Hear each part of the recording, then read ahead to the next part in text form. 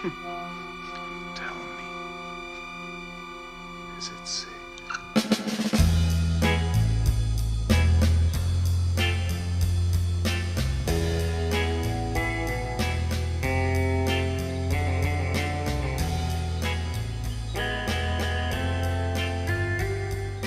Bonjour et bienvenue dans Kinopod, le podcast grand écran. Je suis votre hôte Jean Weber, c'est Sans Danger. Et aujourd'hui, mes podcasteurs de fond sont... Laurent Vachaud, passe-moi le zèle. Jeff Domenech, cours toujours, tu m'intéresses, Kinopod. Philippe Sedbon, j'ai amené du clou de girofle, ça va servir. Et aujourd'hui, tout ce que vous avez toujours voulu savoir sur Marathon Man, sans jamais oser le demander. Ravi de vous retrouver, mes cinébuddies, toute l'équipe au complet, c'est un honneur pour enfiler nos shorts et nos baskets et évoquer ensemble le chef-d'œuvre de 1976 de John Schlesinger. Mais avant toute chose, comme d'habitude, n'oubliez pas de liker, de partager, de commenter, de follower et de vous abonner partout où vous écoutez le podcast, en particulier la chaîne Abracadapod sur YouTube, avec chaque semaine une nouvelle fantastique vidéo de Romain Lénoff. Et maintenant, Philippe, l'homme, la légende, va nous raconter le pitch, le fameux pitch, comme si nous étions un gros producteur belge une fois, dans un ascenseur entre deux étages.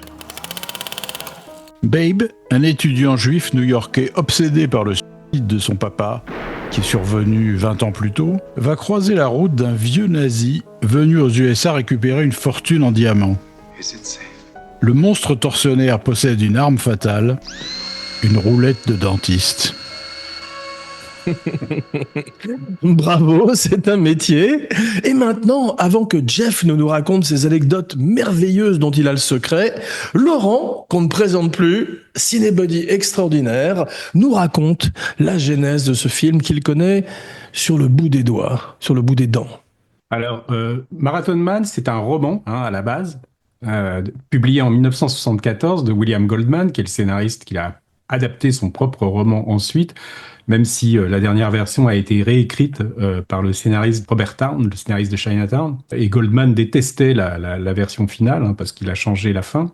Mais disons qu'au départ, donc c'était un gros best-seller que le producteur Robert Evans, qui était l'ancien directeur de la production de Paramount, responsable du Parrain, Love Story, en fait toute une série de succès, Rosemary's Baby, était passé à la production comme producteur indépendant, toujours avec Paramount pour Chinatown. Il produisait donc son deuxième film comme producteur seul, et donc c'était Marathon Man. Donc il avait acquis les droits de ce roman parce qu'il pensait que ce qu'ils appellent la property, c'est-à-dire le sujet, c'est-à-dire le sujet littéraire, c'était ce qui avait le plus important.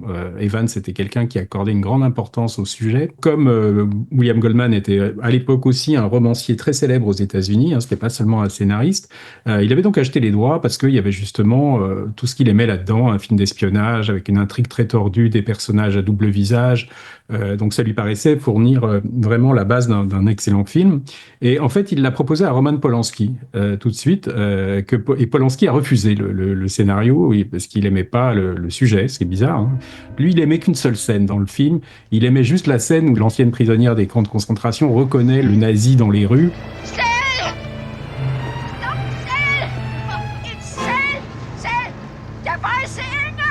Et lui, il a fait un film après qui s'appelle La jeune fille et la mort, où tu avais une femme qui reconnaissait son bourreau, qui l'avait torturé. Donc on peut voir des échos comme ça. Dr. Roberto Miranda. So that's your name. Disons que l'intrigue en elle-même, ça l'intéressait pas, parce que Polanski, ce qu'il aime, lui, c'est que tout soit, on l'a déjà dit pour Rosemary's Baby, c'est que tout soit vu par le personnage principal. Et là, on voit qu'il y a des points de vue éclatés, puisqu'on voit le point de vue de Zell, on voit le point de vue de Roy Scheider, on voit le point de vue de Dustin Hoffman. Donc c'est une sorte de mosaïque à laquelle on comprend pas grand-chose au début, mais dont on recompose les pièces du puzzle progressivement. Zell's brother's been killed in Manhattan, an accident with an oil truck.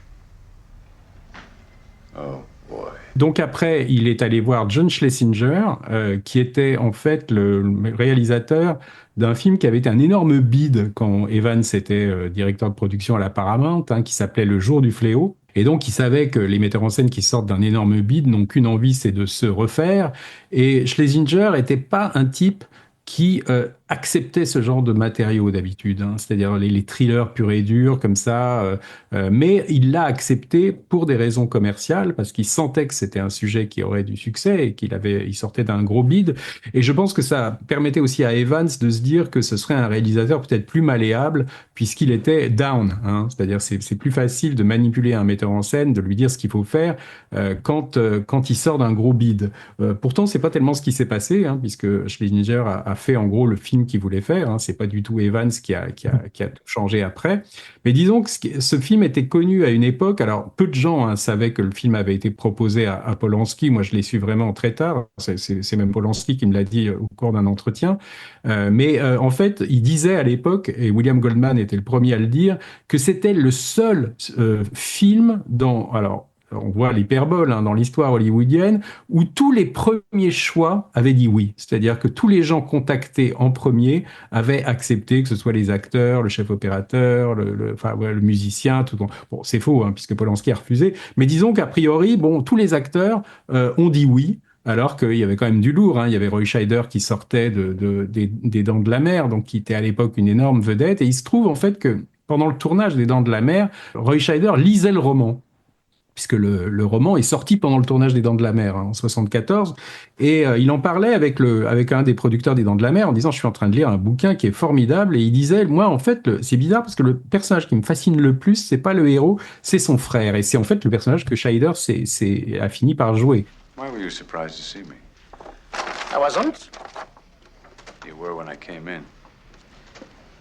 Do you think I was dead? Donc c'est marrant de voir comment il y avait une conjoncture qui faisait quand même... Alors il fallait des acteurs juifs aussi, puisque c'est quand même un sujet qui parle de gens très juifs. Je pense qu'ils auraient pu choisir aussi quand même un personnage pas juif. Je suis pas sûr que ça aurait gêné, mais disons qu'ils cherchaient... Evans était juif, il y a quand même beaucoup de gens juifs dans ce film, et ça participe quand même aussi à l'authenticité. Alors en fait, ce qu'on peut raconter, puisque vu que c'est un roman, qu'est-ce qui a donné à Goldman l'idée en fait de ce film? Il y a eu deux choses. Il y a eu d'abord... Goldman était auteur de thrillers, donc il cherchait en permanence des sujets pour des romans d'espionnage ou des romans policiers. Et un jour, il voit dans le journal un article sur un type qui venait d'être arrêté à New York et qui en fait était un espion. Et donc, il y avait des photographies de son appartement où on voyait des armes, enfin tout ça. Et il se trouve en fait que sa famille, on disait dans l'article, que la famille de cet homme ne savait absolument rien de sa double vie. Et ça l'a fasciné. Il s'est dit: et si mon frère, tout d'un coup, se révélait être un espion alors que je ne savais rien, je le croyais, je sais pas... médecin, ou enfin voilà, j'avais aucune idée de sa double vie. Et l'autre, alors ça c'est le personnage de Doc, quand le personnage de Dustin Hoffman réalise que son frère en fait n'est pas un ingénieur dans le pétrole, mais un espion à la solde du gouvernement. Why is he after me? Because your brother was one of the couriers that transported the diamonds to Paris, and obviously, Zell thinks Doc said something to you before he died. Now, did he say anything to you? No, what do you mean, my brother?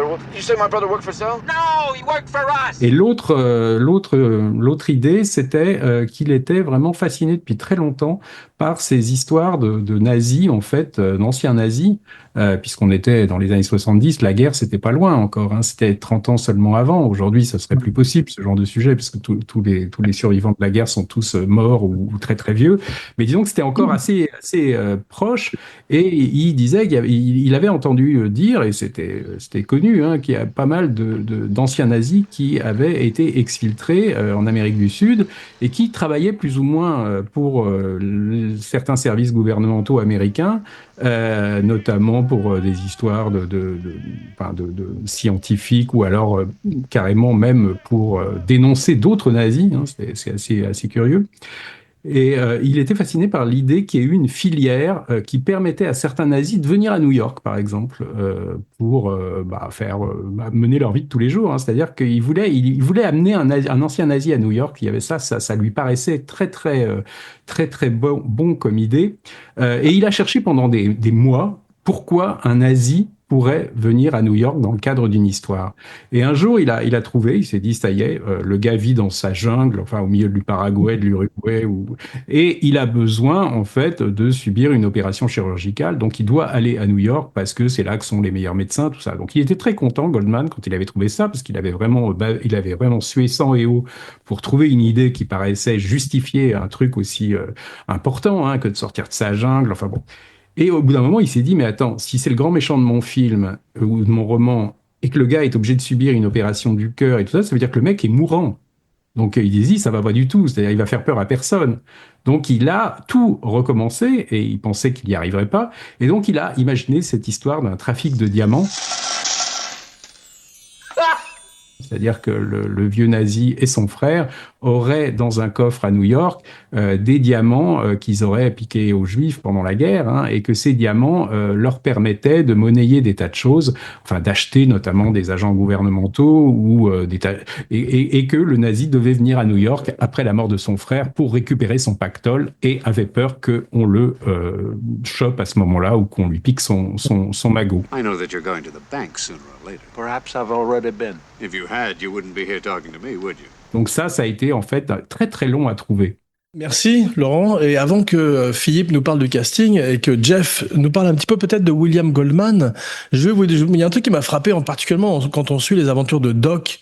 Il paraît que Roy Scheider était surnommé Janet Leigh sur le plateau parce que, spoiler alert, il meurt très tôt dans le film. I couldn't give a fuck about you. Et c'est une star à l'époque qui accepte de jouer des seconds rôles.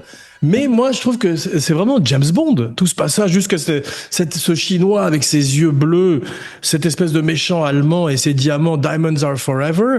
On est en plein dans une version réaliste de Bond. C'est un peu ce que fait Nolan avec les Batman. Et un peu gay aussi. Ben ça, c'est intéressant, justement, parce que on disait que dans le film, on le voyait moins que dans le livre, mais c'est très présent quand même, cette relation. Alors oui, c'est une époque où les scénaristes sont des stars. Il faut préciser que c'est tout à fait juste, hein, dans le roman, c'est beaucoup plus explicite, bien qu'il n'y ait pas de scène. Mais disons que la relation entre le personnage de Janeway, qui est joué par William Devane dans le film, et Roy Scheider, c'est deux amants. What do you say? We won't be playing doubles for a while. Ce qu'il faut dire, c'est que John Schlesinger est lui-même homosexuel, hein, donc je pense qu'il a un petit peu rendu ça plus subtil dans le film, parce que je pense que ça devait lui paraître un peu lourdingue. Ce qui n'était pas le cas dans Macadam Cowboy, justement, où il avait travaillé déjà avec Dustin Hoffman. Mais je voudrais que Jeff nous parle d'une époque où, justement, comme je disais, les scénaristes étaient des stars. Se payer $500,000 pour les droits du roman à William Goldman, c'est une autre époque, et c'est l'époque du thriller parano, qui est magique, parce que c'est un genre qui prend pas les gens pour des cons. C'est un cinéma adulte avec des adultes, c'est bien. Il y a un truc sur Goldman, quand Laurent parlait de Roy Scheider, qui effectivement sur le tournage de Jaws, c'est Dan Brown, le producteur, qui lui amène des épreuves du bouquin de William Goldman. Ouais. Et il le lit, et comme a dit Laurent, en effet, c'est le personnage qu'il préfère, c'est celui qui meurt au bout d'1 heure. Et puis 2 ans passent, et le projet lui revient par hasard, et donc finalement il a accepté. Sauf que ce qu'il a fait accepter, c'est que dans le bouquin, les 10 premières minutes, son entrée en scène, en fait, le personnage de Doc a rendez-vous avec un espion très célèbre, et lorsqu'il va chez lui, cet espion vient de se faire tuer par 3 assassins, par 3 mecs, et le personnage de Roy Scheider les flingue. Donc c'est une scène très violente qui dure 10 minutes, enfin 10 pages dans le bouquin, et ça a été coupé. Ça a été coupé parce qu'il y a beaucoup de scènes trop violentes lorsqu'ils ont fait des projections test. Ils ont dit, ouais, c'est un film de sadique, il y a des scènes trop violentes. Et tout ce passage-là a été coupé aux grandes dames de Roy Scheider. Elles existent, ces scènes, Jeff? Je ne sais pas, en tout cas, si elles ont été coupées, mais c'est William Goldman qui explique ça dans les bonus. Moi, j'ai envie d'avoir plus de Doc, et c'est vrai que cette violence, il paraît qu'il se battait contre des mecs dans des chiottes. J'ai pas lu le livre, et Laurent nous parlera tout à l'heure de Brothers. Mais par contre, il avait son mot à dire, hein, la séquence qui se passe dans la chambre d'hôtel. Ouais. Il arrive le matin, ça c'est Roy Scheider qui raconte ça. Il arrive le matin sur le tournage, et il voit 2 cascadeurs en train de se battre, foutre les sofas en l'air sur le lit. Et il dit, qu'est-ce que c'est? Il fait, bah ça c'est le chorégraphe pour les cascades, etc. Il fait, non mais on n'est pas dans un saloon là. Il fait, c'est pas une bagarre de cow-boy qu'on va faire. Et il fait, non, moi je suis un espion, c'est un asiatique, on va faire un peu comme les arts martiaux, quoi. Et Singer dit, non, pas du tout, c'est parce que... Et c'est Roy Scheider qui a eu raison vis-à-vis des producteurs. Et je trouve que la scène est très très bien faite. Ouais, Philippe, avant que tu nous parles du casting, tu trouves pas que c'est Daniel Craig avant l'heure, cette espèce de scène, ou Jason Bourne avant l'heure aussi, cette espèce de combat avec cet asiatique dans la chambre, il y a une violence qu'on n'avait pas vu dans le monde du film d'espionnage où on sortait de Matt Helm, de Dean Martin et de Oui, absolument. Et puis, Like Flint. il y a un côté physique qui n'était pas encore tout à fait à la mode, parce que Roy Scheider est bronzé, musculeux, il est complètement comme les action heroes de la décennie d'après, quoi. Et il est vraiment impressionnant. Et c'est vrai qu'il a un côté squale, moi je trouve, dans le visage, un côté requin et pour cause. Il a un regard noir comme ça, un peu vide. Il est très impressionnant, je trouve, dans le film.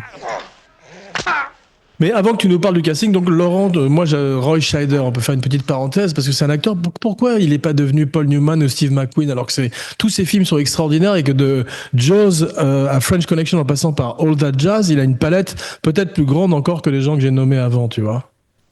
Ah, ça, c'est très mystérieux. Hein.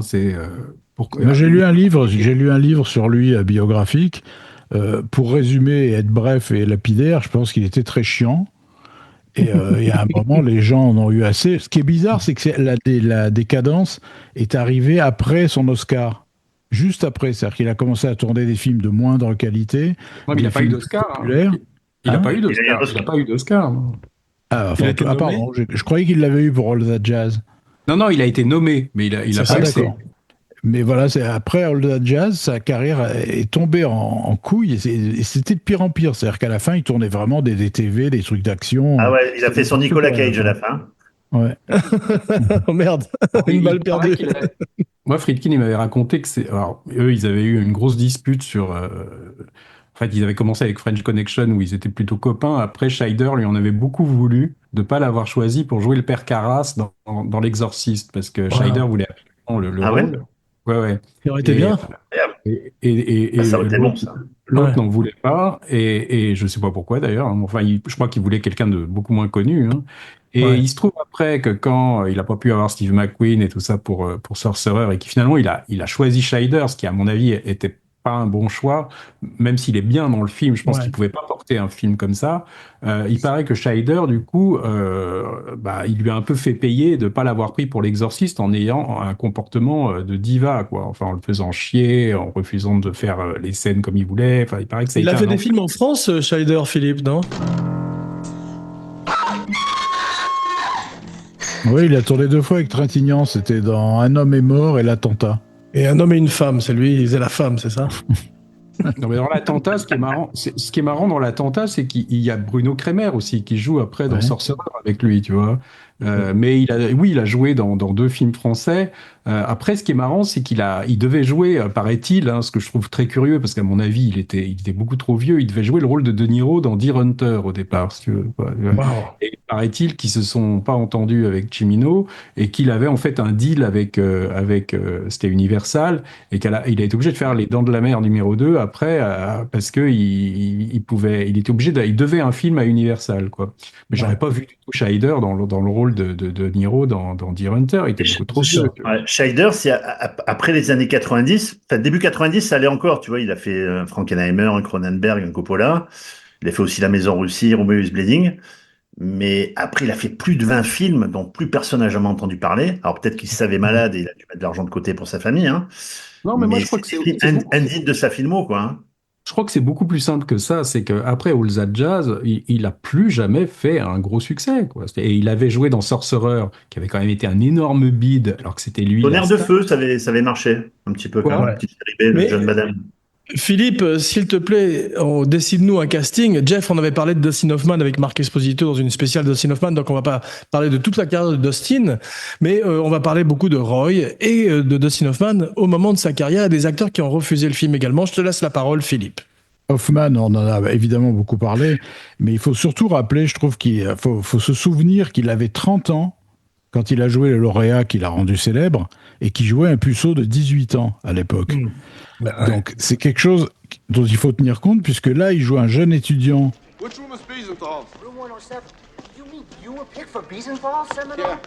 qui doit avoir 24, 25 ans, je sais pas, et il avait 39 ans quand il a joué ce rôle. Ouais. Donc c'est pas rien, parce que tu joues pas de la même manière quand tu vois 20 ans ou 22 ans ou 39.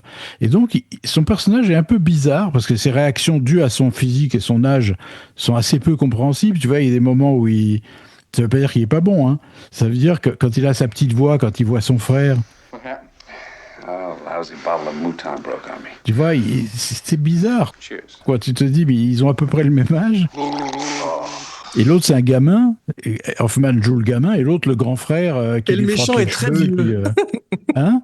Et le méchant est très vieux. Tu vas nous parler de lui dans quelques instants. Mais c'est vrai, Dustin Hoffman, il est trop vieux. On dirait un peu le personnage du lauréat qui serait mis au marathon et qui tout d'un coup a des problèmes avec un ancien nazi. Quoi. C'est le même personnage. Et donc ça crée un petit décalage dans. Parce que moi, je le vois toujours quand je revois le film que j'adore et je trouve que c'est un des meilleurs rôles de Hoffman, mais je le vois toujours. J'arrive pas à le voir comme un jeune étudiant. Dans le roman, le personnage a 26 ans à peu près. Hein. Voilà, bah tu vois, c'est quand même 13 ans de moins que Hoffman et ça se sent. Je trouve que ça passe. Moi, c'est pas le truc. Non, mais parce qu'on a Jeff, l'habitude moi je suis aussi. d'accord avec Jeff parce que c'est une tradition du théâtre et du cinéma. Bah, j'ai Barry Lyndon au début, Ryan O'Neal qui est censé être un adolescent face à sa cousine Nora. First love.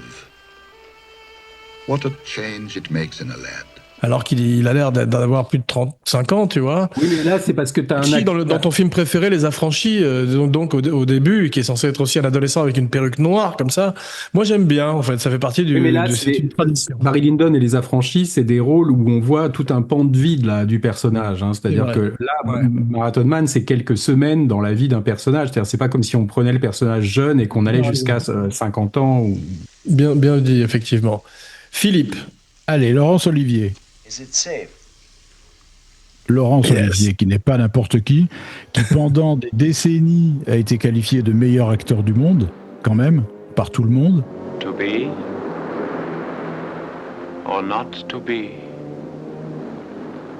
That is the question. Qui a réalisé des films shakespeariens, qui est considéré comme un trésor national en Angleterre, qui était le mari de Vivienne Leigh, et qui, au moment du tournage du film, était mourant, quasiment. C'est-à-dire qu'il avait un cancer très avancé, et il pensait que c'était son dernier film, et qu'il fallait donner le maximum, ramasser le maximum de pognon, et léguer tout ça à sa famille. Everything all right, sir?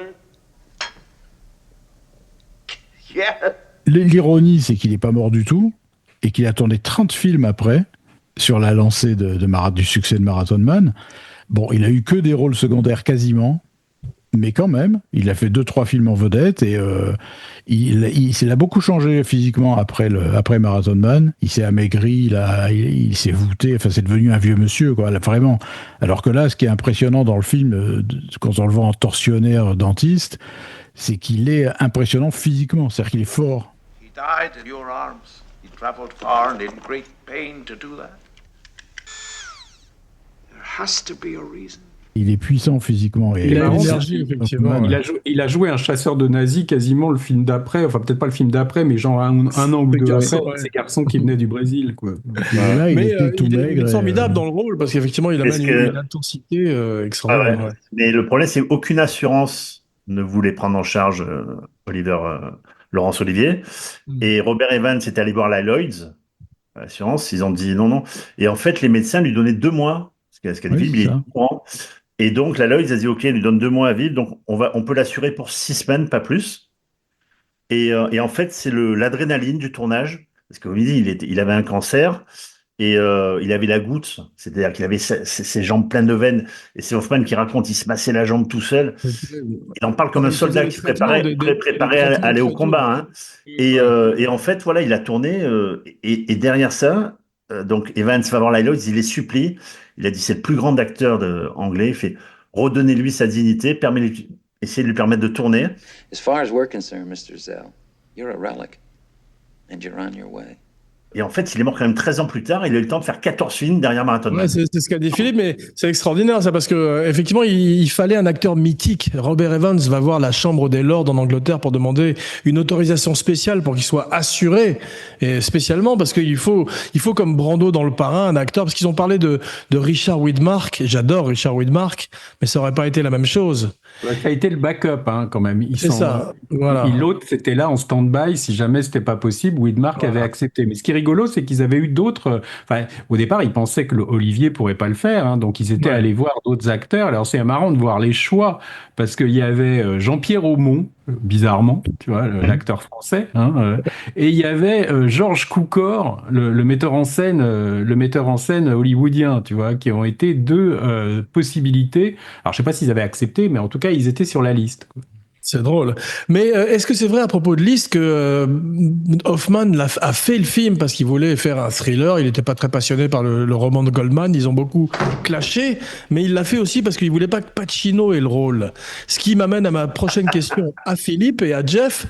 Ça aurait pas été la même chose que Pacino s'il est pas très athlétique. Est-ce qu'il n'y a pas de film où Pacino est torse nu alors que Non, mais Hoffman c'est il est pas très vrai, c'est athlétique? pas vrai, je crois. Enfin, je pense que Non. à l'époque, non, ce qui avait été vrai, ce que j'avais entendu, c'était que Pacino était intéressé à un moment par le rôle de Hoffman dans Les Hommes du Président, dans Les Chiens de paille mais Les Chiens de paille, c'était avant Le Parrain, je crois, donc il pouvait pas être pris.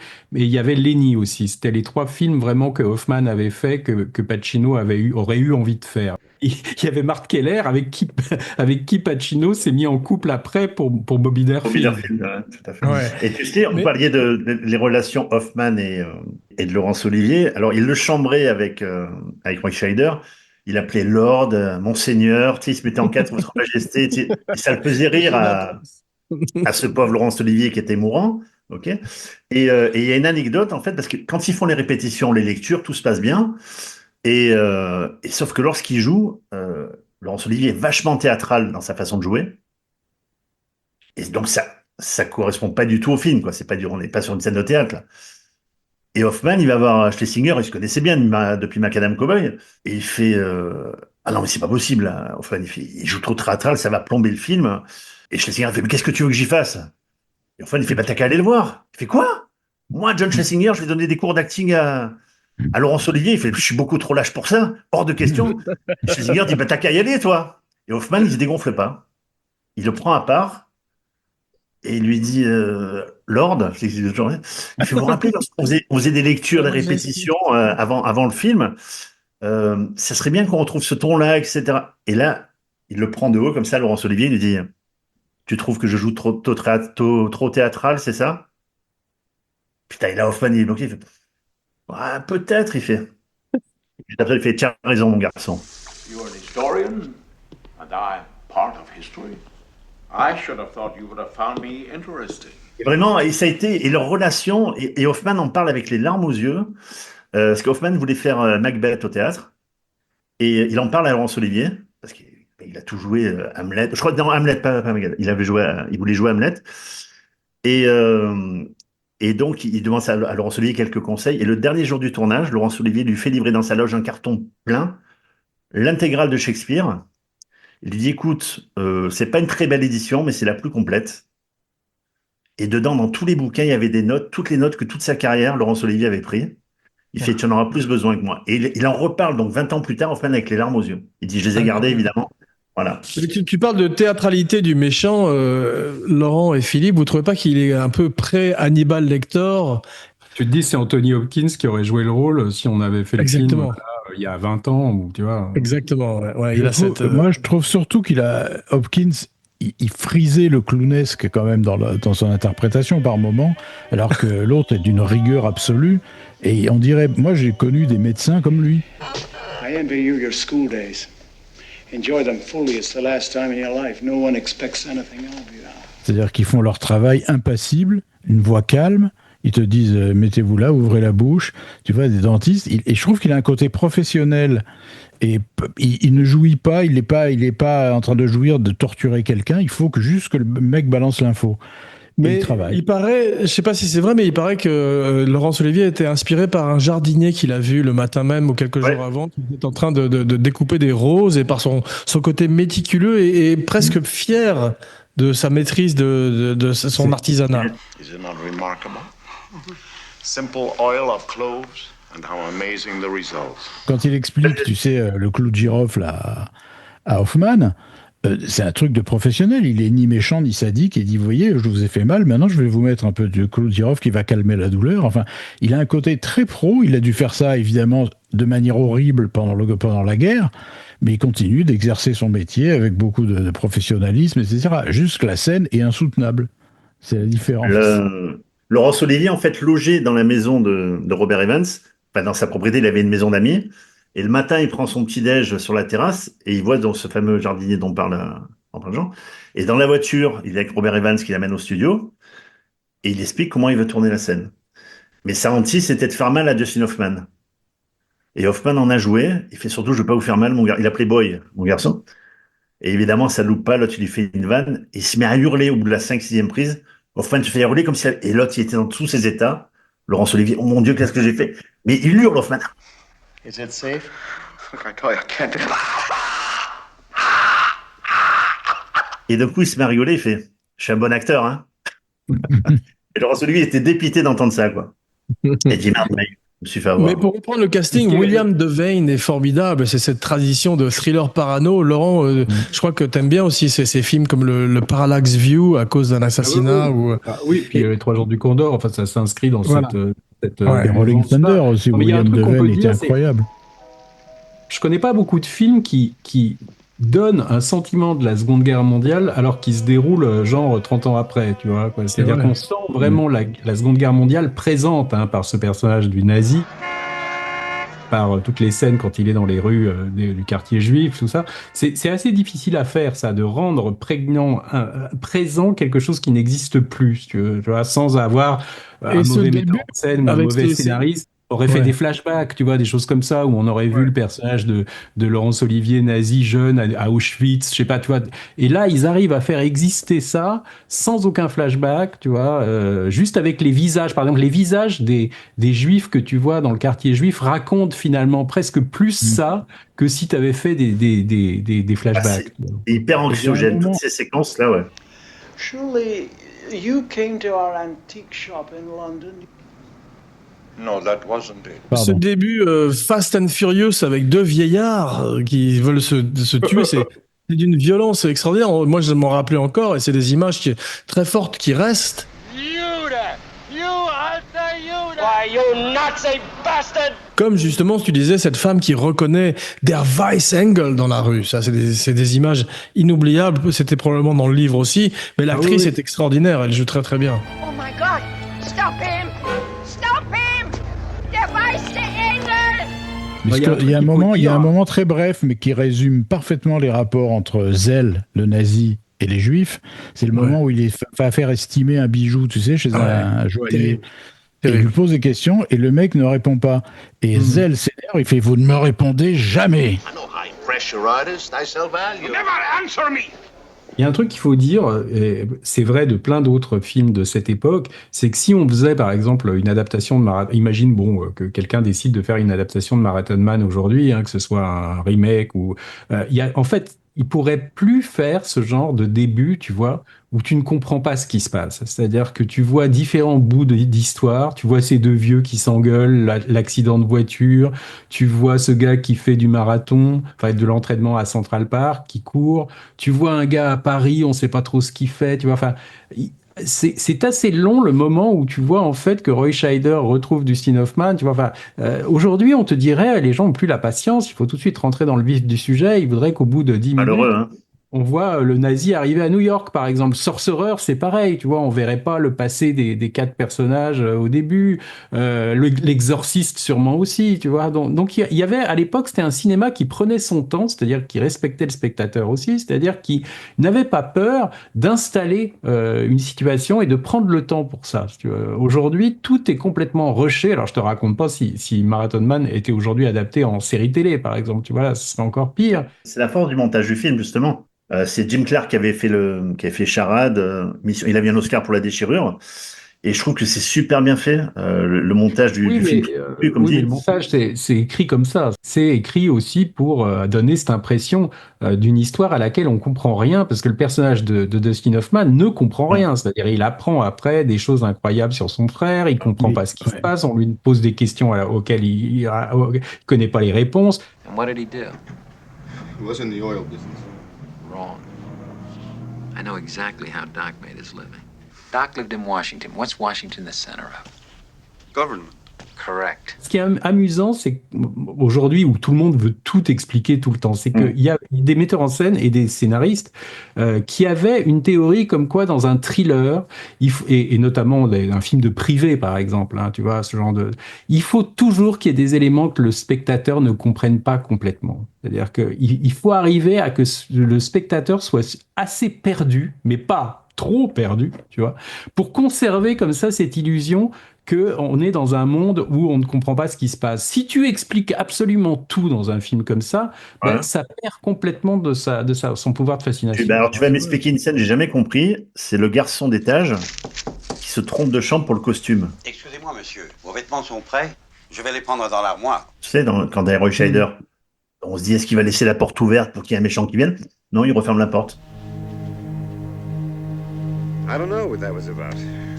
The valet coming into the wrong room, I think. Mais on sait pas pourquoi, en fait. Oui, non, mais je pense que ça reflète aussi la parano du personnage de Scheider, tu vois, qui commence. Scheider est en gros un personnage au début qui sent qu'il est en fin de course. C'est-à-dire qu'il sent qu'il est plus ce qu'il était, qu'il est plus l'espèce de super athlète, tu vois, qu'il était. On voit qu'il sent que l'âge le rattrape et il sent qu'on va l'éliminer. Ce qui est assez marrant, c'est que Scheider a joué quasiment le même personnage 2 ans après, dans un film pas très connu, qui a été un énorme bide, un film de Jonathan Demme qui s'appelle Last Embrace. I need work. Hannon, you had a breakdown. You were in a sanitarium. It wasn't a leave, it was a breakdown. Why do you force me to say these things? Qui s'appelle Meurtre en cascade en français, tu vois, où il joue un espion comme ça que ses supérieurs veulent éliminer et qui pense qu'on va le buter. Donc c'est marrant de voir alors toujours habillé impeccablement avec des costumes hyper bien coupés. T'as l'impression que c'est le personnage de Sylla, enfin de Doc, qui revient dans un autre film, tu vois. Et c'est assez curieux quand même. Et alors, Last Embrace, par contre, ça a tous les défauts que Marathon Man n'a pas, c'est-à-dire une intrigue absurde. Enfin, quand tu vois le scénario de ce film, qui est pourtant tiré d'un roman, pourtant c'est aussi un truc très juif, avec une histoire qui repose sur des éléments de folklore et d'histoire juive, mais c'est complètement mal foutu, quoi. Tu vois, donc c'est assez intéressant de comparer les deux. C'est drôle. On continue sur le casting, non? Justement, tu sais que on a toujours à côté d'un petit homme brun, on a une grande femme blonde comme dans Taxi Driver avec Robert De Niro et Sybil Shepherd, et là tout d'un coup on a Marthe Keller avec Dustin Hoffman. Marthe Keller, oui, en France on la connaît pour La Demoiselle d'Avignon, une petite série française qui avait eu un énorme succès à l'époque. Elle a tourné la banlieue en France. Pardon? Moi, c'est Elle court la banlieue. Exceptionnel. Gérard Pires. Ouais. Je suis pas très familier avec ces films, j'en ai pas vu énormément. J'ai vu tous ces films américains.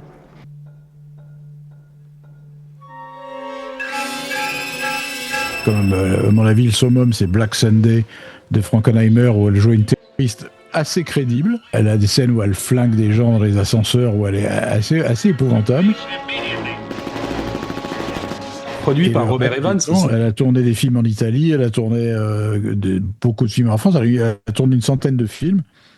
Mais sinon, moi je la connais pas spécialement comme comédienne en dehors de ses 3 gros succès, Bobby Deerfield avec Pacino, le Black Sunday donc et Marathon Man. T'as pas vu les films de Broca ou de Lelouch et tout ça là? Non. Les Caprices de Marie. Fedora aussi. Le grand escogriffe, non, c'est ça, ou non, Le Diable par la queue, je comprends. Le Diable par la queue. Parce qu'elle vivait avec De Broca, elle avait mis un enfant avec. Et Lelouch avait fait cette énorme bide qui s'appelle Toute une vie. Mais tu sais que c'est grâce à ça qu'elle a été prise, parce qu'elle était au théâtre à Paris et son agent lui dit il y a le réalisateur de Macadam Cowboy qui veut te rencontrer. Ouais, tu plaisantes ou quoi? Il t'a vu dans Toute une vie de Lelouch, il adore. Et elle dit donc j'ai rendez-vous à l'hôtel. Et sauf qu'il vient avec 2 mecs de l'appareil. Et moi, je sais pas la tête qu'il a, John Schlesinger. Et il est avec 2 producteurs. Et donc, j'ai 3 mecs face à moi et je sais pas lequel. Et donc, il y en a une idée. Elle dit j'ai adoré Macadam Cowboy. Et là, il y en a un des 3 qui dit ah, merci beaucoup, je suis très flatté. Et donc, j'ai compris que c'était John Schlesinger, évidemment. Et il y a une scène dans le film, tu sais, la scène du restaurant. I've made all this up. There is no Mount Rosa in Verbier, and there is no Claude Lesueur. C'est le restaurant Le Périneuse. Elle est magnifique cette scène entre Roy Scheider quand il arrive à dévoiler comme quoi elle est allemande, etc., qu'elle n'est pas du tout. Et Hoffman veut la pousser à bout, c'est-à-dire qu'elle veut qu'elle lui rentre dedans à Roy Scheider, et à un moment donné, il lui file un coup de pied sous la table, et on entend le bruit dans la séquence, et il y a même le vase de fleurs qui bouge un peu. It's a joke. It's not funny. I don't need work papers. I'm a student here. Elle est quand même assez surprise. Bon, elle a les larmes aux yeux que ça, parce qu'elle veut qu'elle soit énervée comme Roy Scheider, parce que je crois que c'est Schlesinger qui explique au Roy Scheider que Hoffman observait tout. tout du jeu des acteurs. Même les jours où il jouait pas, il venait sur le tournage. Il voulait que les acteurs se donnent à fond pour que lui aussi soit meilleur. Et elle voulait vraiment qu'elle lui rentre dedans. Et Roy Scheider, quand elle se lève de table, elle est énervée. Et tu sens, il y a un coup de pied sous la table, il y a un petit bruit. Et ce truc, il bouge. Et Markilla, en tout cas, garde un très très bon souvenir de ce film. En tout cas, elle en parle avec Alors beaucoup moi, je sais pas ce que vous en pensez, mais bien que j'adore le film, Marthe Keller, c'est la seule, je trouve, que moi, j'aurais pas mis, quoi. Enfin, que je trouve qu'elle est pas vraiment... elle fait trop grande. Pigeon. Enfin, moi, c'est pas c'est un casting que je trouve bizarre, quoi. Ouais, trouve- mais à la base, quand ils la prennent, parce qu'elle sert de factrice, visiblement, parce qu'elle va jusqu'en Uruguay, de Paris, aux États-Unis, pour livrer des diamants ou de l'argent, je sais pas. Donc, à la base, elle n'était pas censée rencontrer Hoffman. Donc, c'est peut-être que Oui, mais je veux dire, moi, je la trouve pas spécialement bonne comédienne, donc tu me diras, le rôle est pas non plus, tu vois, un truc qui permet. Non, mais finalement, à l'arrivée, elle est plus crédible que. Il voulait Julie Christie pour faire le rôle qui a refusé ou qui n'a pas pu le faire. Et c'est vrai qu'à l'arrivée, elle est plus crédible, elle est plus humaine. Et quand tu as Dustin Hoffman qui au début essaye de la séduire, je trouve que ce sont des scènes assez émouvantes et plutôt bien écrites. J'ai une question pour Laurent, moi. Tu sais, cette scène de restaurant, là, dans le Périno, il y a Brian De Palma qui a tourné une scène célèbre d'un de ses films. Tu sais laquelle? Scarface? How dare you talk to me like that? What makes you so much better than me? Encore un petit homme brun. C'est la scène où il est défoncé quand il dit Say good night to the bad guy. Et la tapisserie est la même. Non, mais c'est pas dans le même restaurant. Ah, Scarface, ah non, là, c'est à New York, non? Ah non, c'est le restaurant Périno, sûr, c'était tourné dans le même restaurant, il y a la même tapisserie, tout ça. Scarface, ça a été presque entièrement tourné à Los Angeles. Ah, mais Marathon Man est tourné aussi à Los Angeles. Hein. Mais Marathon Man n'est pas tourné qu'à New York. Hein.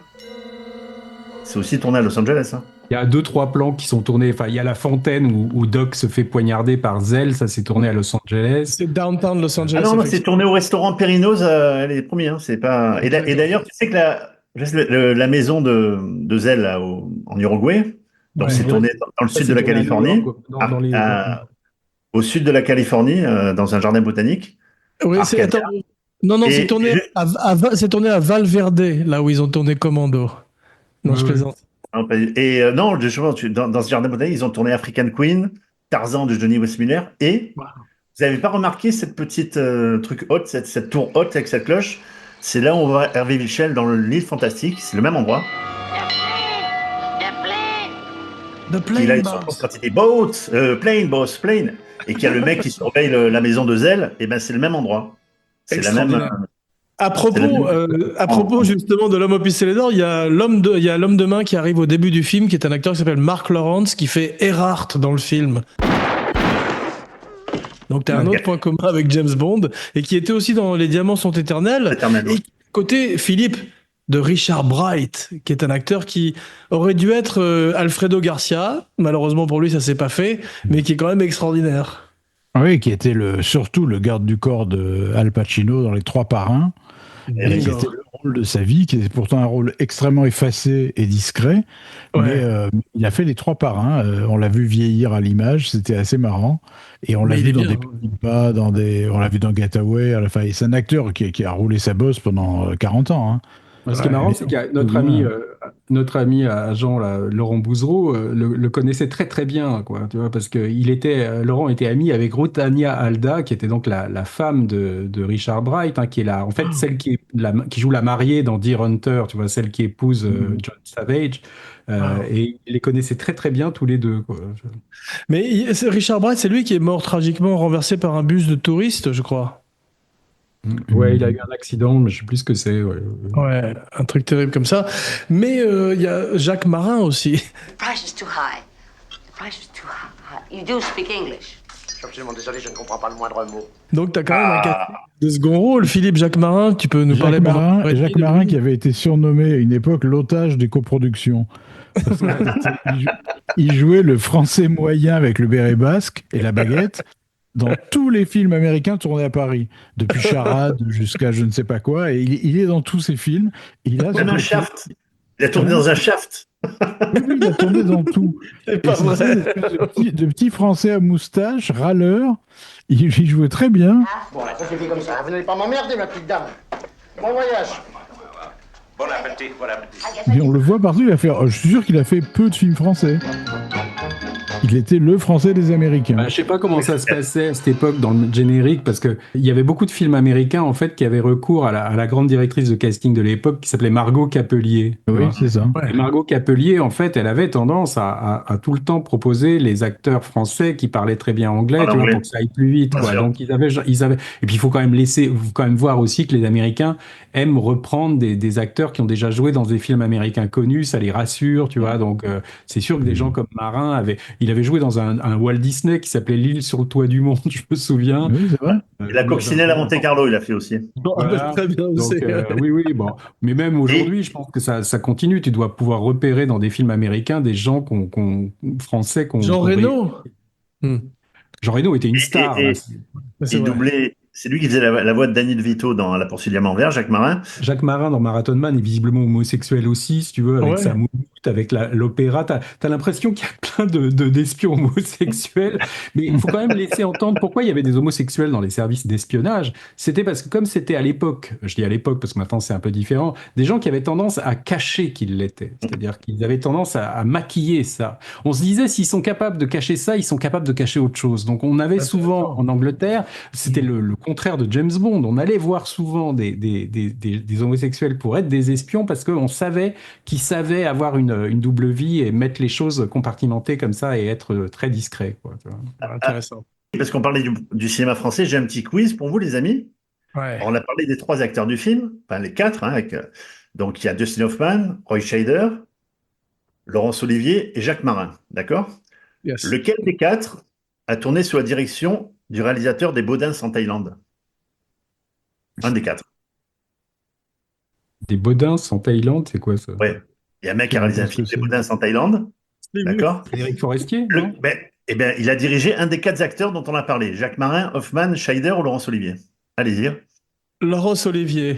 Le plus improbable. Laurent, tu dis quoi? Alors là, franchement, moi je pense pas que ce soit Jacques Marin, parce que Jacques Marin doit déjà être mort, non? Je sais pas quand est-ce qu'il est mort, Jacques Marin, mais... Est-ce que c'est un extrait de Dustin Hoffman dans quelque chose à la télévision? Non, pas du tout. C'était Roy Scheider dans un film qui s'appelait État d'urgence en 97. Bon, je vous laisse une deuxième chance quand même. Frédéric Forestier? Quel acteur du film? Attends, excuse-moi, Jeff. Roy Scheider est dans Les Baudins en Thaïlande? Non, vous n'avez pas écouté. Quel comédien du film a tourné sous la direction du réalisateur des Baudins en Thaïlande? Ah bon, pardon. Voilà. Ok. C'est une blague. Une petite blague. Et donc, c'est un des premiers films de Frédéric Forestier. Voilà. 97. Allez, je vous laisse une deuxième chance. Quel acteur du film, donc vous avez le choix entre les 4 encore, Scheider, Hoffman, Olivier ou Jacques Marin, joue dans un film dans lequel il y a Dominique Lavanant? Scheider. Laurence Olivier, non? Bravo, Laurence Olivier. C'est dans George Roy Hill, Les Bronzés. de George Roy Hill. Ouais. Voilà. Bon, c'est Laurent qui paye l'apéro, les gars. Voilà. Jeff, dans tous les grands thrillers parano des années 70, il y a une grande musique, et là, Michael Small. Eh oui, Small, petit par le nom, mais grande musique, comme tu dis. Et alors, il est assez méconnu comme musicien. Hein. Il n'a pas fait une énorme carrière. Il avait toujours un style un peu sombre et sobre, voilà. Et ça correspond bien aux thrillers complotistes et parano des années 70. Hein. Donc, il a collaboré avec Sidney Lumet, Peter Yams, Michael Apted, Walter Hill, et qu'il a fait Driver. Il a fait 8 films avec Pacula, Bob Rafelson, Le Facteur sonne toujours 2 fois, et Aux sources du Nil, où il y a une très très belle truc. Et quand même, au contour de sa filmographie, il y a 2 ovnis. Pumping Iron, le documentaire avec Schwarzenegger, et l'inoubliable Dents de la mer numéro 4. Il a pris la maison. Voilà. Et il nous quitte en 2003 à l'âge de 64 ans. Donc voilà, c'était pour faire une petite... Il a fait la fugue d'Arthur.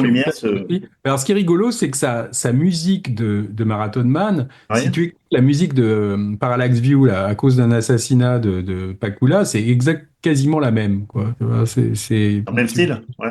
Tu pourrais presque les échanger, ça ferait pas une grande différence. Mais Philippe, je trouve que les scènes à Paris sont formidablement bien filmées, tu sais, avec ces grèves qui ont été rajoutées après et tout. Et ça fait penser un peu à Frantic, justement. C'est quand des metteurs en scène étrangers filment très bien Paris et donnent une vraie impression de la Il y a vie. cette volonté de casser le mood américain qui est de filmer les accordéons, non pas à Montmartre, tout ça, les bérets dans la rue et tout.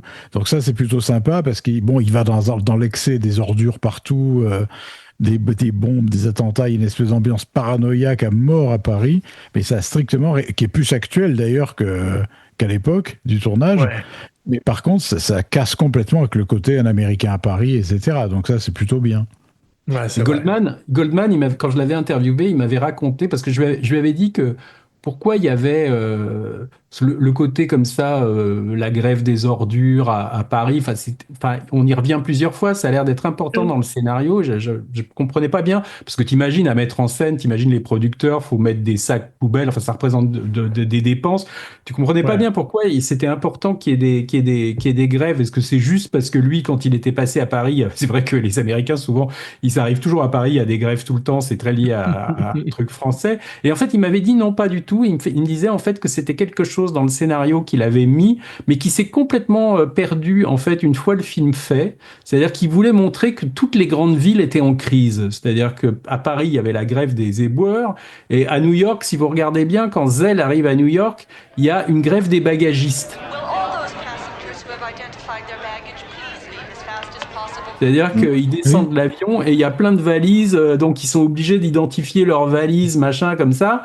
Et il disait que c'était pour faire le contraste avec l'Amazonie ou l'eau de vie, où il a le courant électrique, il a la musique, tu vois, tout a l'air formidable alors qu'il est au milieu de nulle part. Et dans les grandes villes, rien ne marche, tu vois. Et en fait, ça, c'est une dimension qui s'est complètement perdue une fois le film fait, parce que tu connectes pas trop, quoi, tu vois. Tu te dis pas, tiens, les grandes villes sont en crise, tu vois. C'est une idée qui n'est pas passée. I wept the day he died. It's a bad day for all of us. Jeff, j'étais content de retrouver Fritz Weaver, le professeur de Creepshow. Ça fait plaisir quand même. Oui, c'est le complice de Hal Holbrook dans le Creepshow. Et tu sais que donc c'est le prof de Dustin Hoffman, tu sais, quand ils sont un petit cours à 4. Ouais. Et il fait une citation d'Alfred Dennison, dont Hoffman a la réponse mais il veut pas la donner. Et ce Alfred Dennison a écrit La charge de la brigade légère, donc la citation vient de là. Et il faut savoir pour les fans des heavy metal, c'est l'introduction de la chanson The Trooper d'Iron Maiden. Et Bruce Dickinson, sa voix, fait cette citation de La charge de la brigade légère à chaque fois qu'il chante la chanson au concert, quoi. Voilà. Donc Chris Weaver, en effet, est dans le film. Il y a un truc dont on peut parler, je disais tout à l'heure qu'un metteur en scène pas très doué ou un scénariste pas très doué aurait fait des flashbacks sur Zell à Auschwitz et tout ça. Il y a quelques flashbacks quand même dans le film qui concernent justement la mort du personnage du père de Roy Scheider et de Dustin Hoffman, qui est donc ce professeur qui avait été victime des prosécutions de McCarthy, celui qui poursuivait les communistes, et qui s'est donc suicidé à cause de ça, et on voit que c'est le fameux pistolet que Hoffman reprend après pour se défendre, c'est le pistolet du père avec lequel le père s'est tué. Alors ça, en fait, il faut voir que ça vient de quelque chose de personnel, c'est-à-dire le personnage le père de William Goldman s'est suicidé, et c'est William Goldman qui a trouvé le corps, quoi. Et donc ça vient de ce trauma d'enfance. Wow. William Goldman avait un frère aussi, James Goldman, qui est lui-même devenu scénariste après, qui a fait le Lion en hiver, Nicolas et Alexandra, enfin plusieurs romans et plusieurs pièces. Il a écrit des pièces et des films. Mais donc il y a quelque chose de personnel là-dedans. Les deux frères juifs, le père était pas communiste, mais disons qu'il s'est suicidé. Donc il y avait ça, et il y a l'idée quand même aussi qu'il fallait opposer, c'est-à-dire comme c'est une histoire quand même qui parle des liens assez troubles entre les agences gouvernementales américaines et le nazisme, puisqu'ils marchent main dans la main un peu, de temps en temps. Il y avait cette idée de présenter c'est pas le nazi américain, mais disons que McCarthy, ça représente un peu l'extrême droite, tu vois, américaine, et l'idée comme ça que le personnage d'Hoffman est coincé entre son passé où il y avait la figure de McCarthy, qui était une sorte de figure un petit peu d'extrême droite, et t'as le nazi après, tu vois, c'est-à-dire que le personnage de Scheider Ryder, qui finalement, son père a été victime d'une sorte de type d'extrême droite américain, mais il marche main dans la main avec un nazi, tu vois. Donc il y a quand même une espèce d'ambiguïté, quoi. Comme ça. C'est très intéressant et très riche comme couche de lecture. Mais les flashbacks, ça m'a rappelé aussi quand même un truc, c'est un truc personnel de Schlesinger. Tu vois ça dans Macadam Cowboy aussi. Quand John Voight se rappelle de sa jeunesse, tout d'un coup, quand il était cow-boy et tout, quand il était dans sa province, tu vois, ça fait penser un peu à cette écriture éclatée qu'on voit dans le film. Et tu sais, il y a aussi des images d'archives qu'on voit en noir et blanc d'un marathonien, tu sais, au début. Un truc. Et ça fait écho un petit peu à Jesse Owens, tu sais, ce fameux champion. Bon, ils l'ont pas mis parce que c'est que 100 mètres qui courait Jesse Owens, dont Hitler n'a pas voulu lui serrer la main. Et ce marathonien, dont je me suis renseigné sur lui, c'est un champion olympique, qui a une médaille d'or. Et je dis ça aux sportifs du dimanche que vous êtes, les gars. Il s'appelait ABB Bikila, d'accord? Médaille d'or au JO à Rome en 1960 et en 64 à Tokyo. Il avait la particularité de courir pieds nus. Et c'est un héros national en Éthiopie, évidemment. Et donc c'est un mec qui avait vraiment des valeurs, etc. Et quand le succès est arrivé, eh bien, il a fait comme Stallone dans Rocky 3, il s'est embourgeoisé. Il a commencé à être sponsorisé et tout. L'empereur Haïlé Sélassié, il a même offert une voiture, une coccinelle. Et en mars 69, il a un grave accident de voiture dans cette voiture. Il reste bloqué pendant une journée. C'est un berger éthiopien qui vient de récupérer. Et malheureusement, il a les cervicales pétées, etc. Il va finir sa vie en fauteuil roulant. Il va arriver aux Jeux Olympiques de Munich en fauteuil roulant. Le stade va se lever pour l'applaudir. Et il est mort, voilà. Il est mort malheureusement d'une hémorragie cérébrale à l'âge de 41 ans, le 25 octobre 73. Voilà. Mais les amis, je voudrais parler brièvement avec vous d'une séquence qui est quand même extraordinaire, qui est la séquence de l'opéra. Excusez-moi, monsieur, c'est une formalité. Merci. Et ça fait penser beaucoup à De Palma, ça fait penser à Mission Impossible. Et c'est étonnant, c'est ce ballon de foot qui arrive tout d'un coup de nulle part et qui a autant de charisme que Wilson dans Castaway, tu sais, avec Tom Hanks. On a peur avec un ballon de foot. Ça, c'est dans le livre, Laurent ? Alors, je me souviens plus bien, mais je pense que oui. Enfin, non, il y a peut-être pas le ballon de foot, mais il y a l'idée comme ça que Paris, d'abord, est un endroit extrêmement inquiétant, tu vois. Mais c'est surtout des images pour essayer comme je disais tout à l'heure, que le personnage de Doc est un type qui sait qu'il arrive en bout de course, qui voit la mort quasiment à tous les coins de rue, tu vois. C'est un espèce de présage comme ça pour montrer sa mort qui arrive, quoi, tu vois. C'est-à-dire, donc il y avait cette idée comme ça de jouer avec des décors. Mais c'est d'ailleurs, effectivement, moi je trouve que c'est certains des meilleurs passages du film, tout ce qui est sur Paris. Je trouve que c'est très ambiance giallo, le film, par moment. Oui, un peu, ouais. Peur, quand tu parles de la scène de l'opéra, il se fait zigouiller. Ces scènes, justement, tu crois dans Suspiria, presque, tu sais, où tu as ce ballon qui arrive, tu sais pas pourquoi. Et je trouve que cette séquence, spoiler alerte, de la mort de Scylla, de Roy Scheider, au niveau du montage, c'est super bien foutu. Alors déjà, tu as ce plan dans un bureau, avec cette moquette rouge, et à l'extérieur, tu vois ces escaliers rouges, tu vois. Donc ça annonce peut-être le bain de sang, je sais pas. Mais l'intelligence du montage, c'est qu'à aucun moment, tu vois la lame de Zell. C'est-à-dire que Roy Scheider, il est en train de discuter avec lui. S'ils avaient fait un plan de la lame, tu supposes qu'il va... Et ce qui est super bien fait, c'est que tu le vois prendre ce coup de couteau sans voir le couteau. Je trouve ça très très bien foutu quand même. Dans le roman, c'était très très gore dans mon souvenir. Enfin, il sentait, tu vois, il décrivait la sensation de la lame qui lui rentrait dans le bide. Mais ils l'ont tourné, ça, Laurent. Ça fait partie des scènes qu'ils ont coupées où justement, il paraît qu'on voyait les viscères, que c'était genre du Tom Savini, quoi. Ouais. Je suis pas sûr, non. Mais t'es sûr de ça? Je sais pas. Comment il trouve la force d'arriver jusqu'à Dustin Hoffman? Ah bah ça c'est suspension of disbelief, comme on dit. Mais disons qu'il y a une survivance de ça vous vous souvenez du Mission Impossible de Brian De Palma, où tu vois Tom Cruise à un moment qui est à Prague après que son équipe avec la soit Bible éliminée. Ouais. Et on voit John Voight qui arrive, tu vois, avec le bide complètement Ethan, tu vois, il tombe par terre. Et en fait, c'est une hallucination parce que c'est Emmanuel Béard qui arrive parce qu'il se sent coupable d'avoir tué John Voight.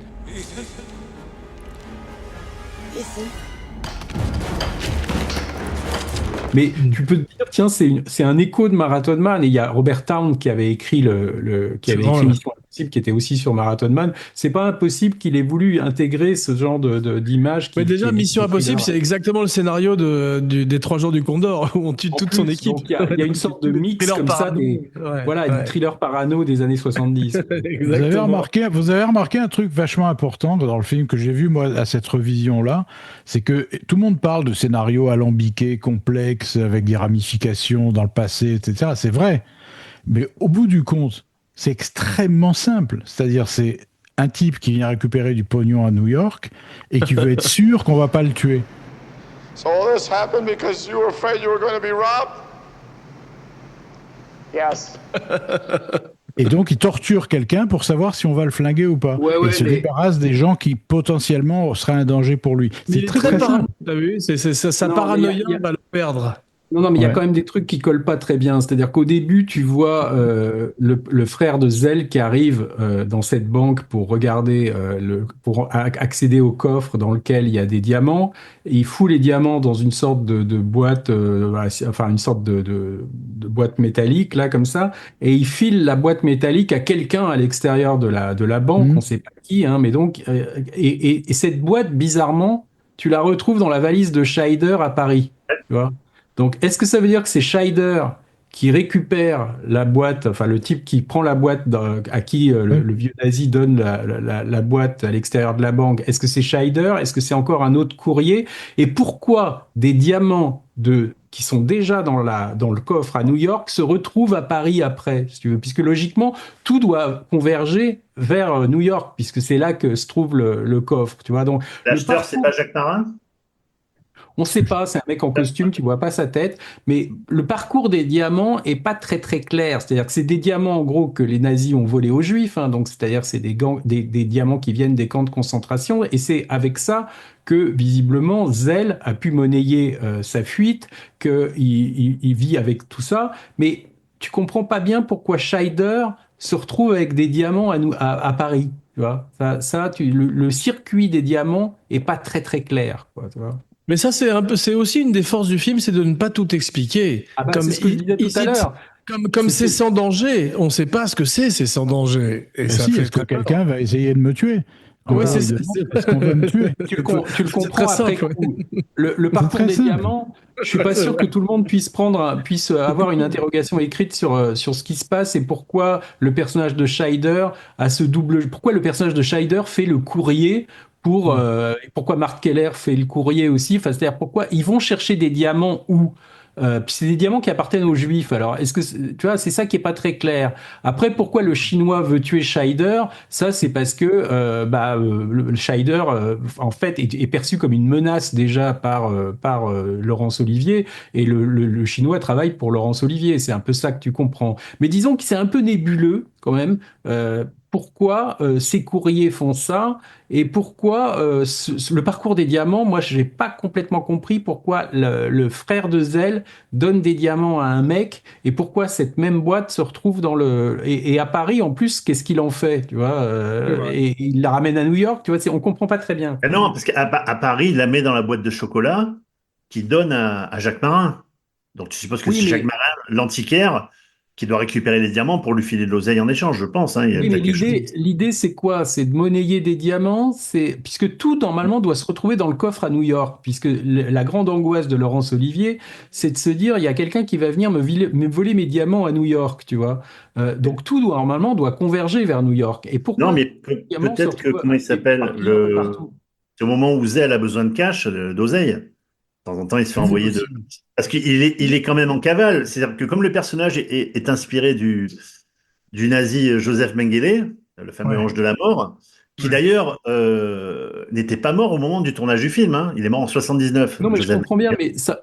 Bon, si tu veux monnayer des diamants, pourquoi tu es obligé d'aller à Paris, tu vois? Enfin, ça me paraît assez compliqué comme truc, tu vois, et pas très clair. Mais ça participe de ce que j'ai dit tout à l'heure, c'est-à-dire que dans des thrillers, il faut qu'il y ait un truc qui soit pas complètement limpide. C'est-à-dire, il faut qu'il y ait quand même des éléments qui soient un petit peu dark comme ça, parce que si tout est éclairé et que tu comprends tout, finalement, t'es pas dans quelque chose de suffisamment où le personnage, tu vois, comprend tout. Absolument. Moi, je pense que c'est nécessaire. faire. Tu regardes certains grands même Chinatown, quand tu l'as vu 10 fois, tu comprends tout.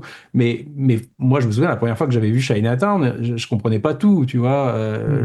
Donc, il faut quand même que tu puisses être comme le héros et que tu sois par moments un peu perdu, je crois. Mais c'est une tradition du film noir et du thriller parano des années 70.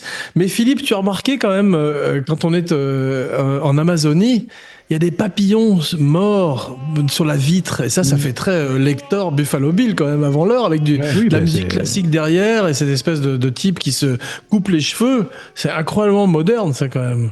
C'est moderne et puis c'est symbolique, c'est-à-dire le type, il a beau habiter dans un truc de luxe au milieu de la jungle, il vit comme un roi, il y a quand même la mort autour de lui, c'est-à-dire tout le temps, partout. Toujours la mort, même ce qui est beau meurt, quoi. Et ce qui est marrant, c'est que Zell en fait est inspiré de Mengele, hein, c'est ça le modèle.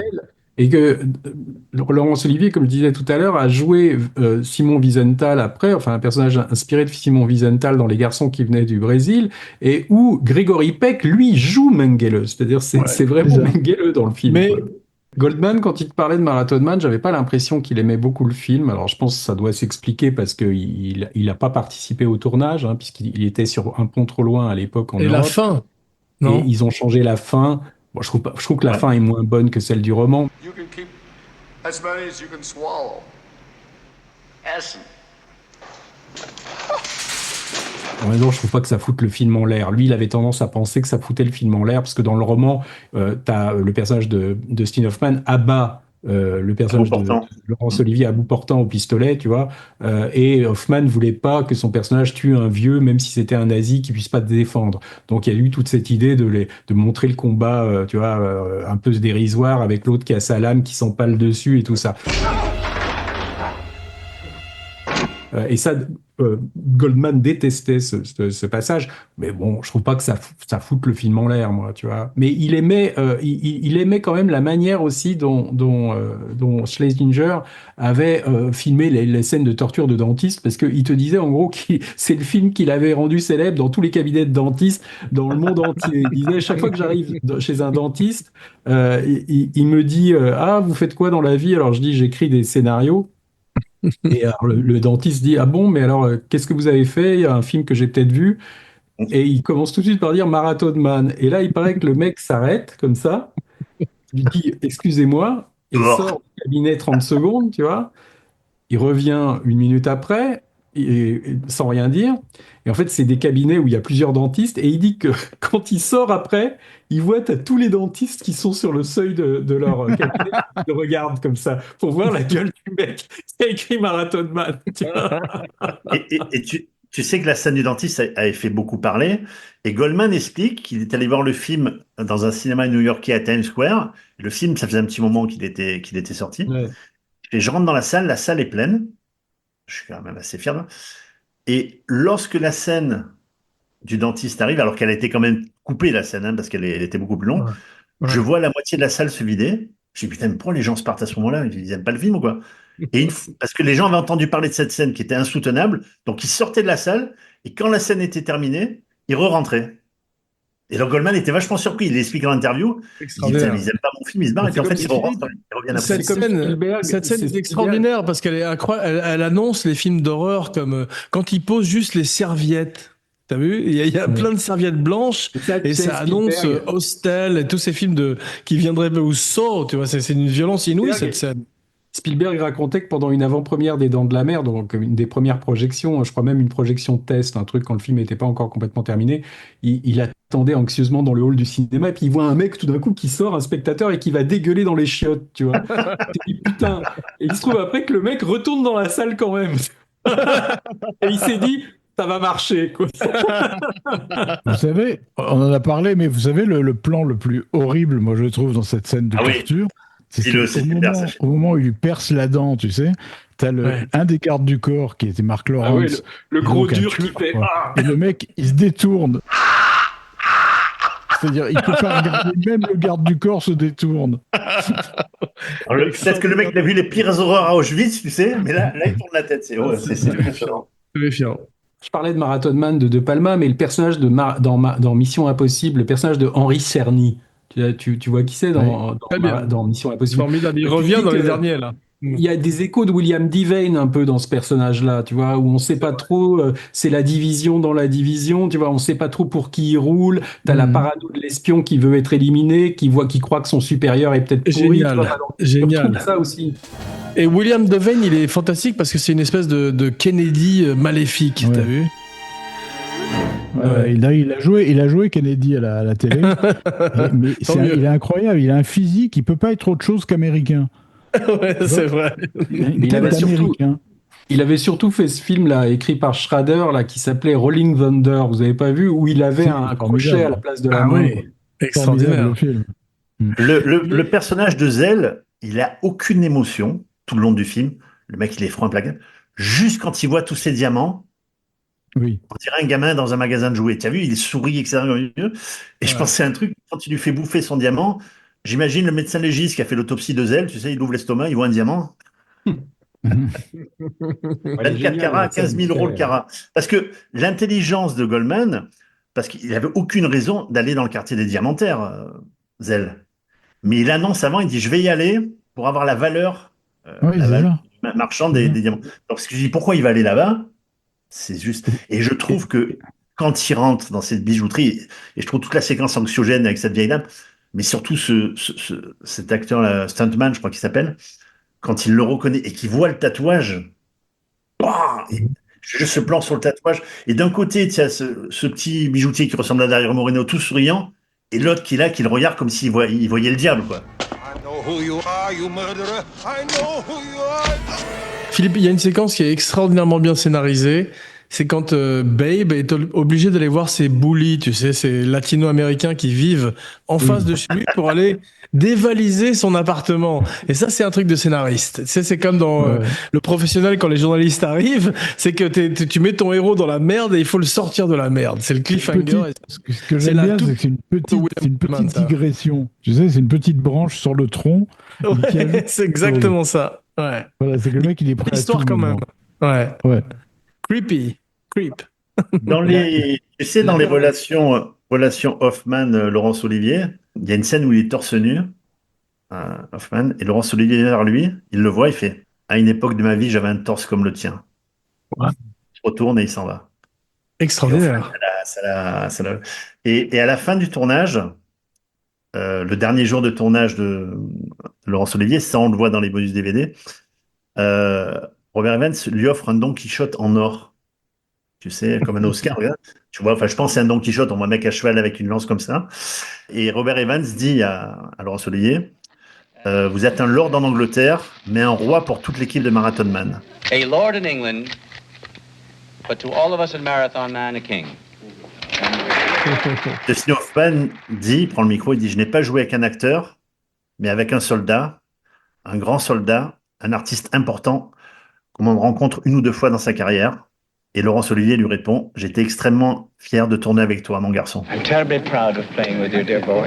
And I wish you were my son, that's all Ça, c'est en image dans les bonus DVD, sur l'occasion de le voir, c'est très, très émouvant. Goldman, lui, il te racontait que le meilleur moment de sa carrière, alors c'est toujours les Américains qui sont un peu dans l'hyperbole chaque fois qu'ils te racontent des trucs sur leur carrière, mais il te disait qu'il avait jamais éprouvé plus de satisfaction que lors des lectures de Marathon Man, quand ils étaient en répétition. Il paraît qu'à un moment, tu as Olivier qui était en train de lire des répliques du scénario et il n'arrivait pas bien à articuler une phrase et il s'est tourné vers Goldman et il lui a dit « Est-ce que ça vous dérangerait si j'inversais ces deux mots ?» Et il se disait, la plus grande légende du théâtre qui se tourne vers moi et qui me dit « Est-ce que ça me dérangerait si j'intervertissais ces deux mots ?» quoi. Il disait là, il n'y avait pas de plus grande satisfaction pour moi que de lui dire « Mais non, pas du tout, tu vois. » Par contre, il te racontait que Dustin Hoffman était un des types les plus emmerdants avec qui il était à l'époque. Il te racontait que c'était un cauchemar de tourner avec lui. Tu vois. Il y a beaucoup de gens qui ont dit la même chose après et tu remarqueras que quand Hoffman n'a plus eu de succès tellement après, plus personne se battait tellement pour le reprendre. Je ne sais pas si tu as remarqué, je ne pense pas que ce soit involontaire de la part de Schlesinger, et je ne sais pas si c'est précis dans le roman, mais cette scène de poursuite où il est dans la rue, etc., pieds nus, torse nu avec son pyjama, et si tu regardes son pyjama, il est rayé comme les costumes qu'on donnait aux déportés à Auschwitz. Et ça fait forcément le parallèle comme un juif qu'on est en train de traquer dans les années 70 aux États-Unis, quoi. Mais là, il Oui, amène je une comprends. vérité dans ces scènes de course dans la rue extraordinaire. Tu as vu, il court comme mieux que Tom Cruise, son partenaire de Rain Man, quoi. C'est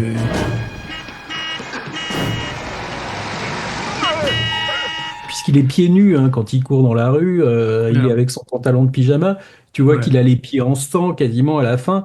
Je me demande jusqu'à quel point, même dans des films comme Die Hard, tu vois, il n'y a pas eu ça un peu, où tu vois que le mec est pieds nus, avec presque un pantalon aussi, tu vois, avec un Marcel. Enfin, il y a presque quelque chose comme ça qui fait penser aussi, tu vois. Tu parles des influences quand il est dans sa baignoire, que cette porte est dégondée.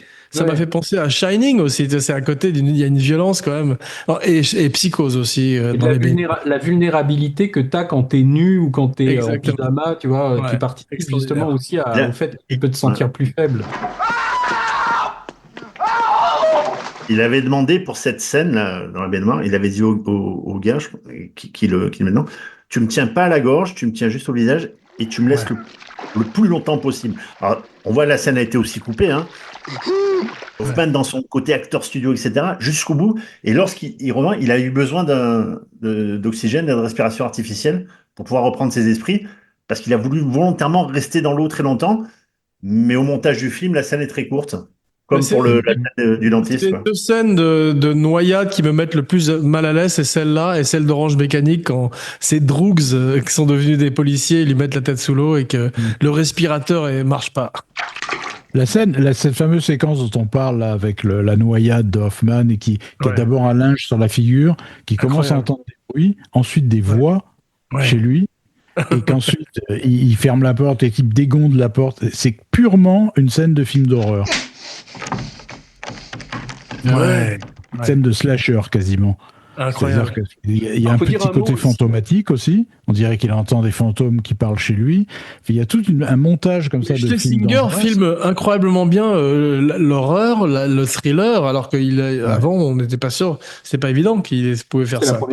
C'est la première fois qu'il faisait ça. Après, il a fait enregistrer.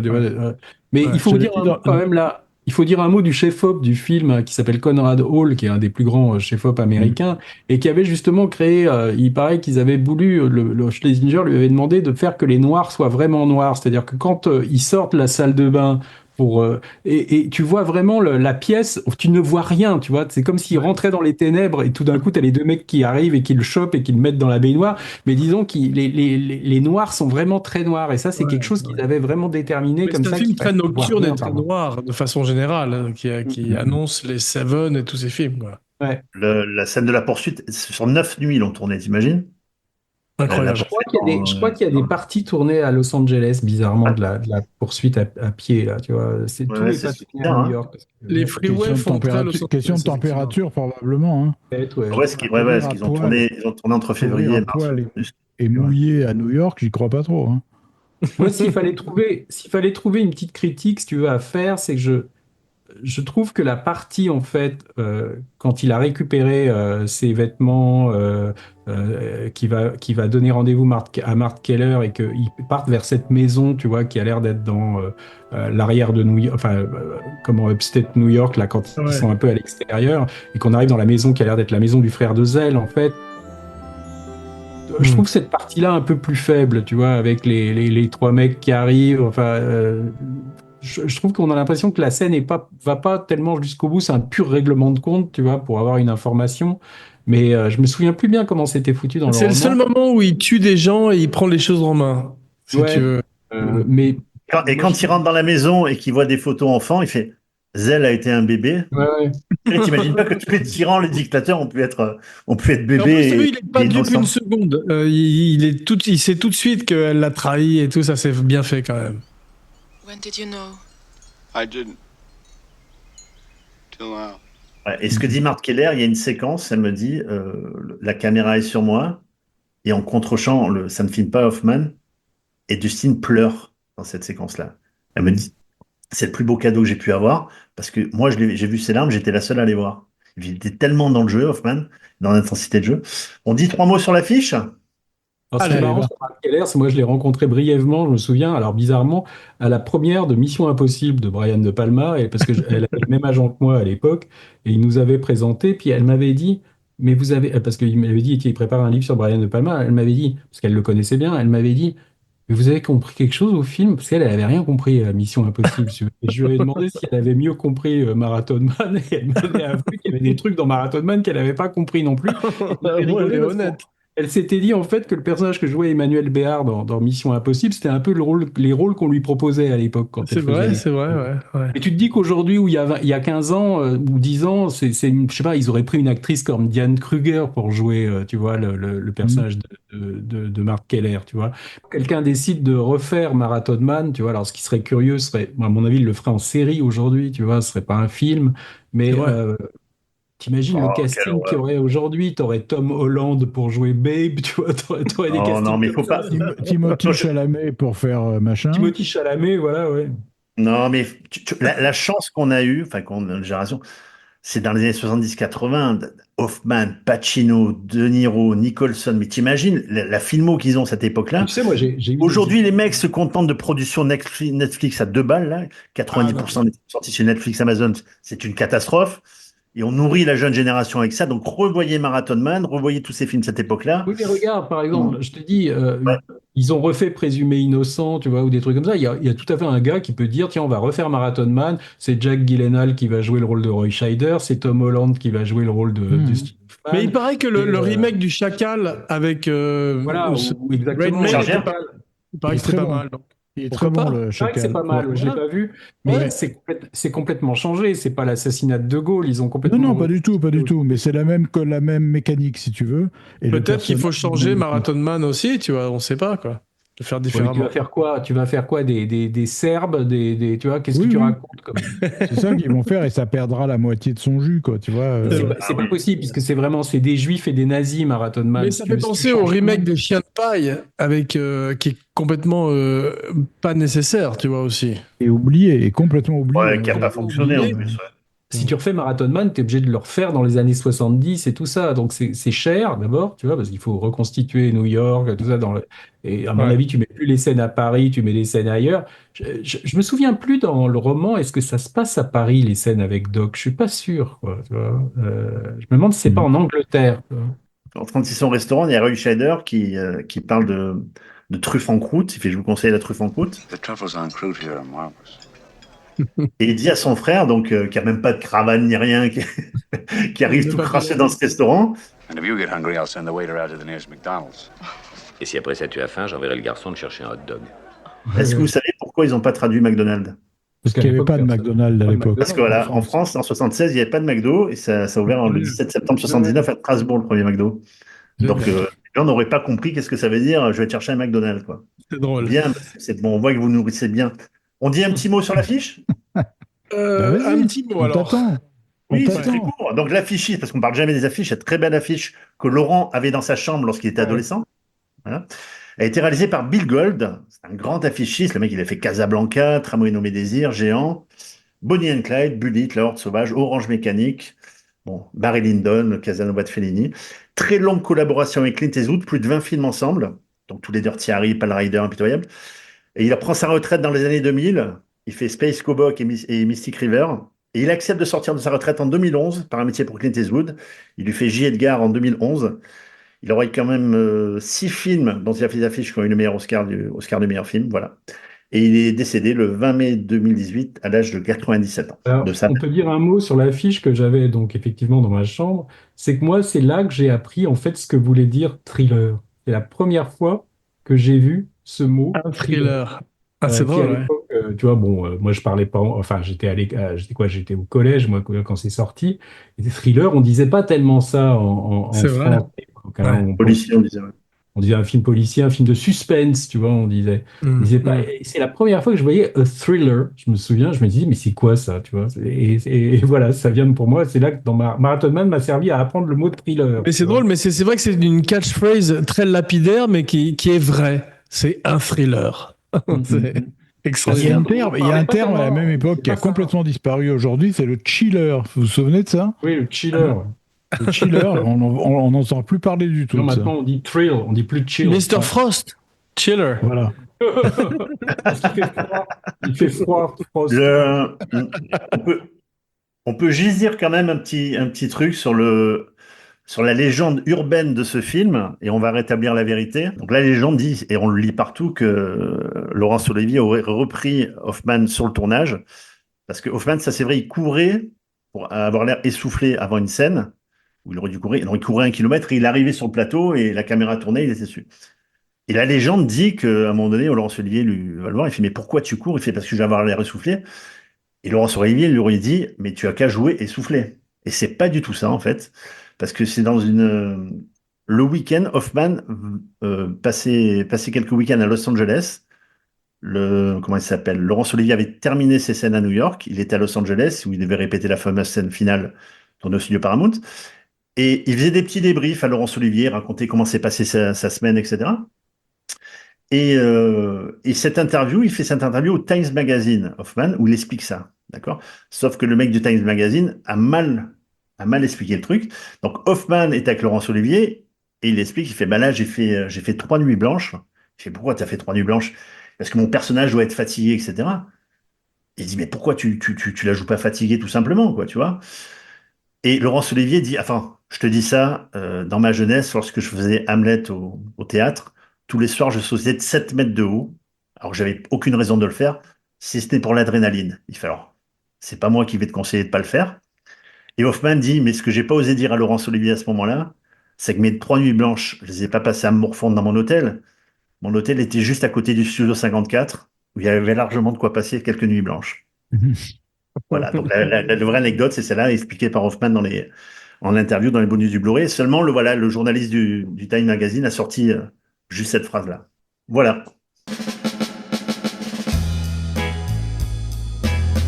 Merci mes Cinébodies pour ce voyage dans un joyau du thriller parano des années 70. Bravo, vous êtes recruté par la division et vous revenez la semaine prochaine si vous voulez bien. En attendant, n'oubliez pas de liker, de partager, de follower, de commenter et de vous abonner partout où vous écoutez le podcast, en particulier sur la chaîne Abracadapod de YouTube, avec toutes les semaines une nouvelle fantastique vidéo du maestro Romain Lenhoff, assisté de Diana Mossafir, son Katia Lazareva. C'est peut-être un détail pour vous, mais pour nous, ça veut dire beaucoup. Et maintenant, voici venue l'heure de dire vos noms et vos phrases signatures, la fameuse catchphrase. Alors, bonjour chez vous, Laurent Bachot. Jeff Domenech, bon, après avoir fait Marathon Man, j'espère qu'on fera un podcast sur Condorman. Philippe Sedbon, c'est absolument sans danger. Parfait, je suis Jean Weber pour Kinopod, le podcast résilient et qui prend soin de ses dents. Et maintenant, diamonds are forever, they are all I need to please me, they can stimulate and tease me. Merci Jeff pour le soutien.